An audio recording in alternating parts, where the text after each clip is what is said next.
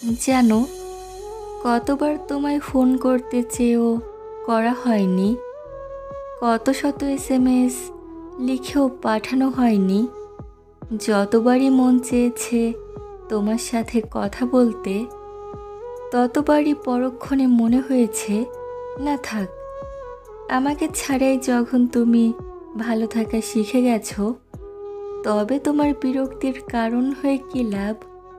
মাঝে মাঝে মনে হয়, যদি আমার হৃদয়টা তোমার সাথে পাল্টাপাল্টি করতে পারতাম, তবে হয়তো তুমি বুঝতে আমার ভেতরটাই ঠিক কী হচ্ছে।